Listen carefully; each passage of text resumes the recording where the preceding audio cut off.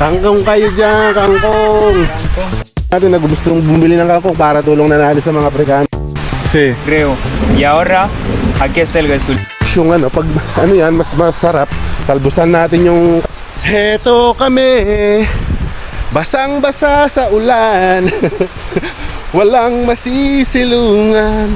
Yan mga kalos, kada day off natin, pagpunta natin dito sa taniman natin, laging nag-uulan, 3 beses na yan.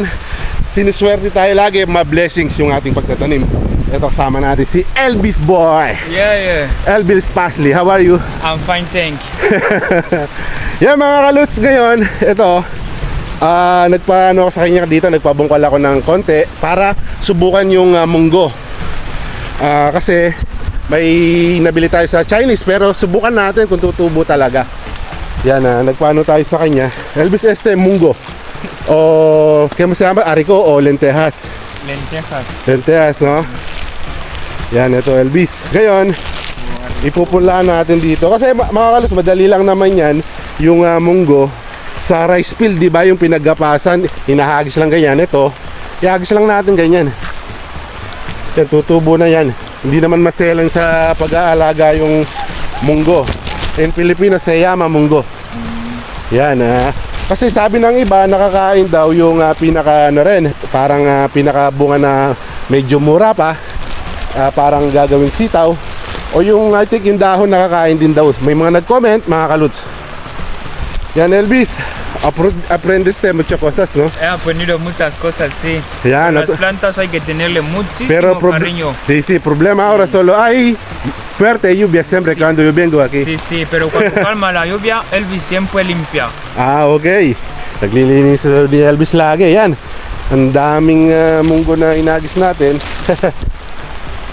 Yan. Mga kaluts, ito pala yung update sa ating sa papaya natin. Ang ganda ng tubo ng mga papaya natin dahil sabi ko sa inyo, pinakita ko yung pagtatanim, nakalinya yan. Kaya tingnan nyo, wala siyang yung group o kumpol-kumpol. Yan ganda ng tubo, di ba?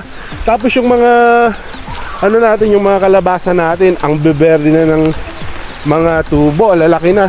Ang sarap niya, no? Dinengdeng o yung gulay, ginulay na kalabasa kasama sa... Ngayon, ang gaganda rin ng mga tanim nating ang lalaki ng bunga. Mas lumaki pa sa bunga nung kay Alidu. Es mas grande, mas de donde compare este semilla. Mas malalaki pa itong bunga ng inano natin. Pinunla natin dito o tingnan mas malalaki pa sa bunga nung kay Alidu. Yan. Yan, marami ng talbos yung pag yan, mas masarap. Talbusan natin yung kalabasa. Tapos ito yung mga natin. Ito yung mga kamatis. So, kailangan din ng kakadisibo o fertilizer ng dumi ng baka. So, ito rin mga kaluts.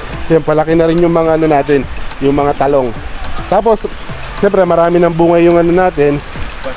Itong mga talong, di ba? Pwede tayo magpabinhi and magluto pag malalaki na lahat. Pero unti-unti nang may mananinira dahil tag-ulan na. Sabi ko nga sa inyo, pag tag-ulan medyo yan, kalaban talaga, uod. Elvis, mira, hay algo se dichos. Yan uod. Yun yung kalaban. Kasi ang the month of September, umpisa ng lluvia, no? Umpisa. Buti nandito si Elvis, kaka-out lang siya trabaho, no? To trabahado hoy, no? Yan. So, buti masipag na si Elvis ngayon. Kasama si Leslie, dati nagdidilig ng mga halaman natin. Yan, malalaki na rin yung mga saging natin, mga kaluts. Yan, balik tayo dito sa ating pinunla.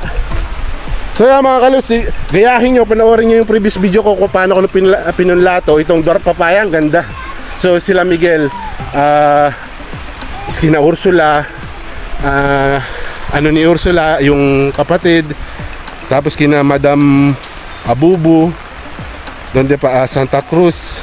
Yan, basta lahat ng gustong magtanim ng dwarf papaya dito, tataniman natin. Yan. Maulan mga kaluts. Maraming napapadaan dito ng mga residente dito at residente sa taas, kabilang barangay. Kung ano yung mga sinasabi about kung nakikita nila yung mga taniman natin dito, yung mga halaman natin, Kasi gumaganda na. Ano bang kaya sinasabi ng mga tao rito? Makibalita sa kay Elvis. Elvis, ¿qué decir de residente o de personas aquí o otro barrio se pasa aquí, camina cuando ha visto de nuestra finca aquí con plantación? ¿Qué ha dicho de gentes? Bueno, por ahora como anteriormente no sabía lo de la finca y no tenía nada ni idea de lo de la plantación. Sí. Hace unas semanas, desde el lunes, estoy limpiando, Okay. mirando bien las plantas y cuando pasa la gente pregunta, pero eso que estás plantando, ¿qué es? Le digo, bueno, son frutas para comer, hay frutas para comer, hay verduras también. Hacen muchísimas preguntas hacen. Desde la semana que empezaron a limpiar.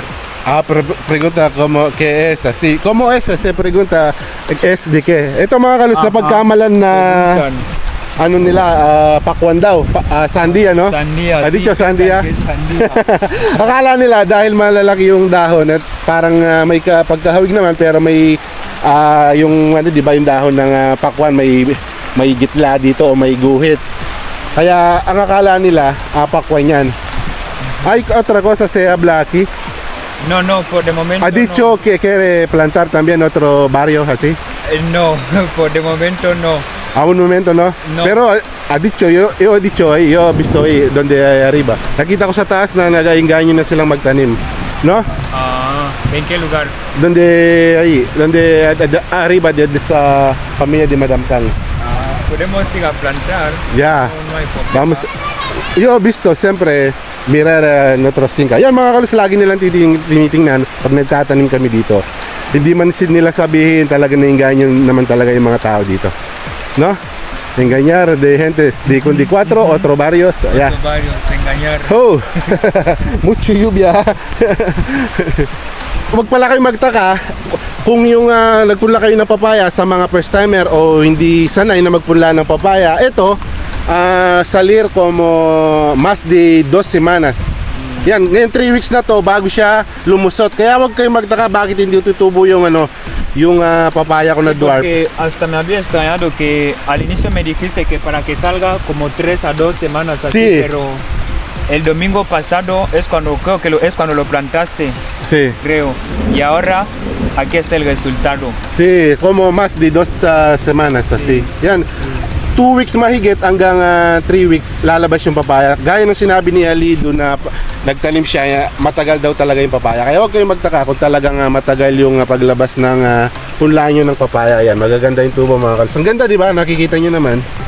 Kukuha kami ng kangkong ni Elvis, papakuhanan ko siya. Kasi may dalawang Pinoy na nagpapabili ng kangkong. Kahit umuulan na ito, kukuhanin na natin kasi basa naman tayo. Si Elvis ang kukuha, tapos bibigay na lang natin yung pera kay Elvis para magkapera siya. Kaso ito, maulan. Yung nakaraan kasi di ba hinukay ito kaya kaya ito na lang yung bandang kangkong namin na pwedeng kuhanin. Yan, pwede na lang kami kumuha ng kangkong. Elvis, tú sabes cómo picar, no? A ver, Así. Up. Así. Hasta aquí. Yan. Así. Okay? vale. Tú sabes cómo picar. Yan, napapukuhan na natin siya. Ito maganda na rin yung tinanim ng nung tiya ni Elvis na mga saging, oh. Diba? Tapos may alokbati sa baba. Yan, habang kumukuha si Elvis ng kangkong. Pwede, porque muy largo un poco, así. Yes, así. No? Así. Yan mga kaluts, ang sarap maligo sa ulan. Kaso, ubo na naman yung kalaban natin nito. Di bale, vitamin C na lang ng vitamin C and minerals and panlaban sa sakit. Yan, kasama natin si Elvis. No, Asaki. Yan. Yung sa kuchillo. Oh, Elvis. Yo mismo un poco para sabe, así solo. Yan. Sí.